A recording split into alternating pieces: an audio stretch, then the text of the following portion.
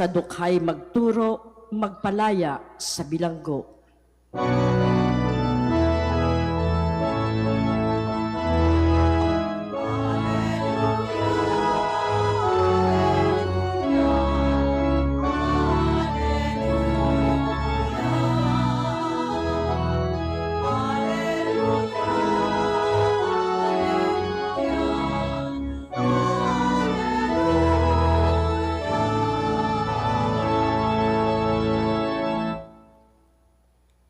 Sumainyo ang Panginoon. At sumaiyo rin. Ang mabuting balita ng Panginoon ayon kay San Marcos. Papuri sa iyo, Panginoon.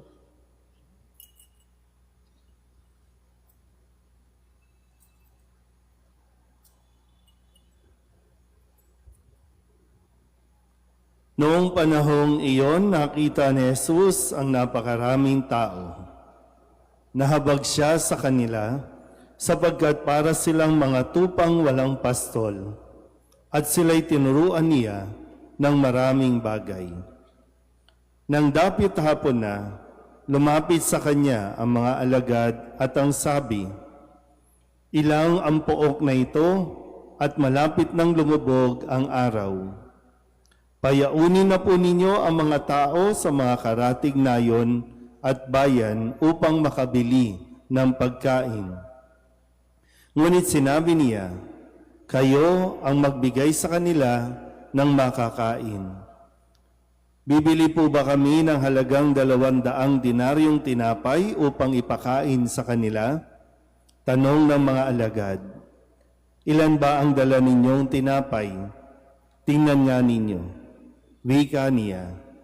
Pagkatapos tingnan ay kanilang sinabi, 5 po at 2 isda. Iniutos ni Jesus na ang lahat ay maupo ng pulupulutong sa damuhan, kaya't naupo sila ng mandamandaan at 50. Kinuha ni Jesus ang 5 tinapay at 2 isda, tumingala sa langit at nagpasalamat sa Diyos. Pinaghati-hati niya ang mga tinapay at ibinigay sa mga alagad upang ipamahagi sa mga tao. At pinaghati-hati niya ang 2 isda at ipinamahagi rin. Ang lahat ay nakakain at nabusog. Nang tipunin ng mga alagad ang lumabis na hati-hating tinapay at isda, nakapuno sila ng 12 bakol. Sa mga nagsikain, 5,000 ang mga lalaki. Ang mabuting balita ng Panginoon. Pinupuri ka namin, Panginoong Hesukristo. Isang magandang gabi po sa inyong lahat. Palapakan natin ang Poong Jesus Nazareno. Bagamat tayo po ay nasa loob ng panahon ng Kapaskuhan at nasa Martes ng pagdiriwang ng pagpapakita ng Panginoon at ngayon din nakikiisa tayo sa Triduum para sa kapistahan ng Poong Jesus Nazareno at atin nawang mapagnilayan ng mabuti kung ano ang maari at dapat nating matutunan sa atin pong pakikinig ng mabuting balita at lalong-lalo na sa halimbawa na itinuturo mismo ng Poong Jesus Nazareno. Tingnan nyo nga po ang imahe ng Nazareno. Parang ano tayo ulit, no? Fast forward tayo, di ba? No? Mayroon tayong Pasko ng Pagsilang, tapos ito ang magiging kalagayan niya pagdating ng araw. Paano ba humantong sa ganito? Nakakatakot ba o natatakot ba kayo na ganito din ang kahihinatnan natin? Pero lahat naman, kung sumusunod ka sa Nazareno, dapat handa ka rin talagang umako ng responsibilidad. Pero tingnan po muna natin ngayon ang ipinahayag na mabuting balita. Ang sabi po dito, ang sabi ng Panginoon sa mga alagad, kayo ang magbibigay sa kanila ng makakain. Kasi ang iniisip ng mga alagad, dahil nga maraming tao ang sumunod, ay ang mas madali na gawin ng mga alagad ay paalisin ang mga tao para sila ang makabili ng kanilang mga kakanin. Naintindihan po ba? Pero ang sabi ng ating Panginoon sa kanila, kayo ang magbigay sa kanila ng makakain. Kayo ang magbigay sa kanila ng makakain. Magandang mapagnilayan ngayon na nasaan ka ba madalas? Ikaw ba yung madalas na nangihingi? O ikaw ay baka naman, no? Baka naman sa taong ito ang hamon sa iyo, huwag naman humingi ng humingi, kundi subukan mo namang magbigay. At bakit ka nahihirapang magbigay? Sabihin nyo nga sa katabi ninyo, magbigay ka naman. Di ba? Sige, tingnan pa natin, no? Paano ba tayo makakapagbigay? Kasi sabi ko nga, no, madaling magbigay, pero ang hinahanap ng Panginoon at itinuturo ng Panginoon sa kanila, hindi lang yung basta magbigay, kundi magbigay ka ng may pagmamahal.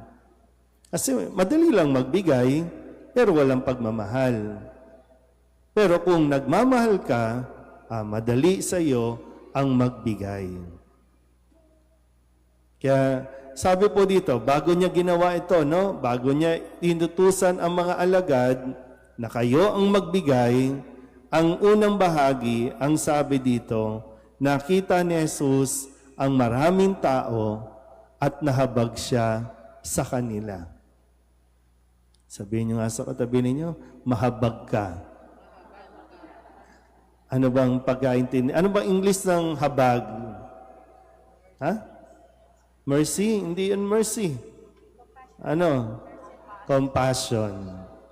Mahabagin, di ba? Mahabagin. Compassionate heart. At yan yung isa, siguro ngayon, no? Maganda mapagnilayan sa unang araw ng Triduum, ang pusong mahabagin na tinataglay ni Jesus. Nahabag siya sa kanila.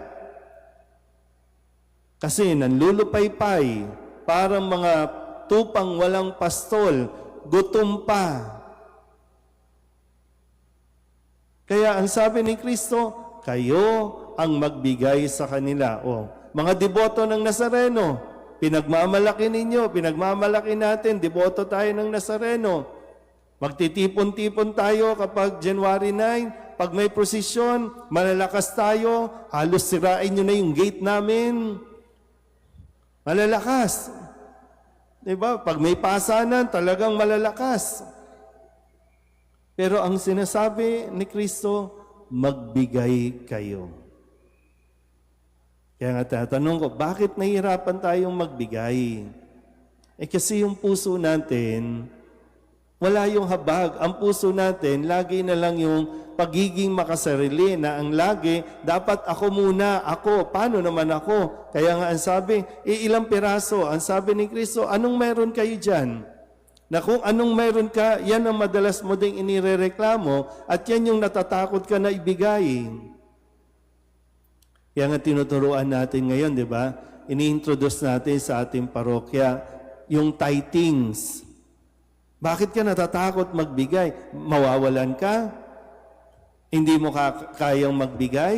Kaya nga ang sabi, anong meron ka? Anong meron? Piso? Oh, walang problema. Pagpasalamat mo yan. Ibigay mo, magugulat ka, marami ka pang makukuha at matatanggap. Kung hindi ka matatakot, anong meron ka?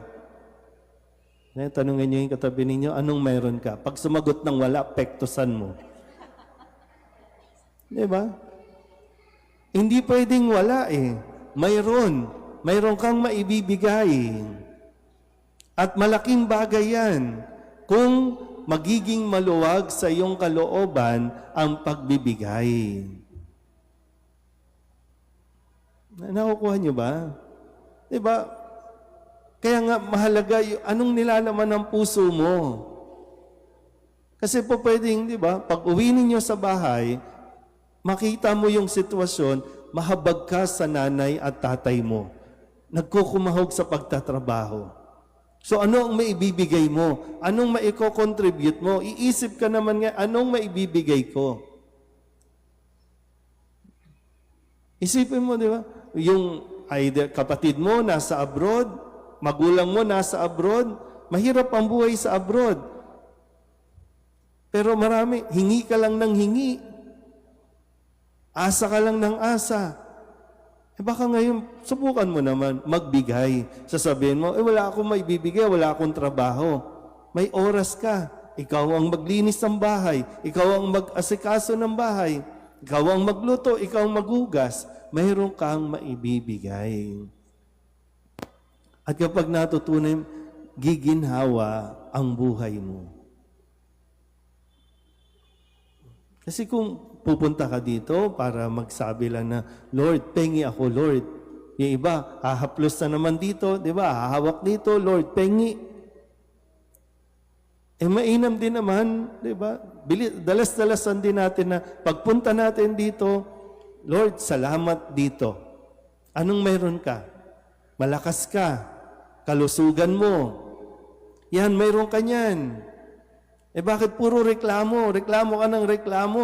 Huwag mong tingnan yung bagay na ikakareklamo mo. Tingnan mo din anong meron ka para matuto ka rin namang magpasalamat. Ano gagawin natin? Kasi hindi tayo pwedeng, parang, himala lang na himala. Pabagsakin natin dito. Hindi ganon ang debosyon sa Nazareno. Kaya lagi natin, dati po, nung nasa Quiapo pa ako, isa sa mga binabantayan natin at tinuturoan natin maimulat yung mga mata kasi maraming mga nagdidebosyon sa Nazareno. Hindi naman nagpapagamit sa Nazareno. Ginagamit ang Nazareno para kumita. Ilalabas ang Nazareno, mamimigay ng sobre, kikita. So, nandun ba? Asaan ba talaga yung pagkaunawa natin sa pagtawag ng poong Nazareno na maging deboto, na magdebosyon? Pero alam nyo, subukan nyo lang. No?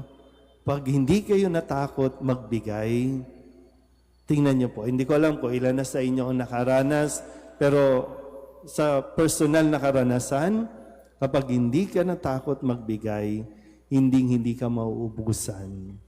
At magugulat ka na, okay hindi ako nawawalan In the moment na nagbigay ka, mas madaming biyaya na dumarating.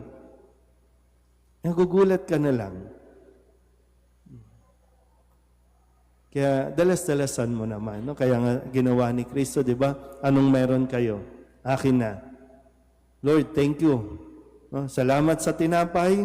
Hindi na yung, tatatlo lang, ililima lang. Hindi na. Salamat sa tinapay at isda.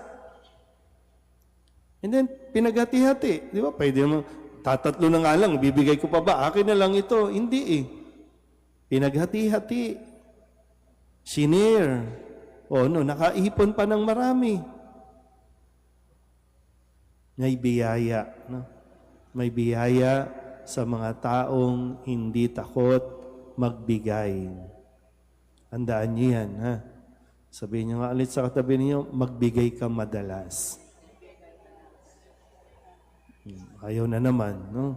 Bahala kayo, Pero nakita na natin ang nangyari sa Ebanghelyo nang ibigay ng mga alagad ang kanilang tinapay at isda, ipinagpasalamat ng Panginoon, nakaipon pa sila at nakapagpakain. Biruin mo, 5,000 higit pa.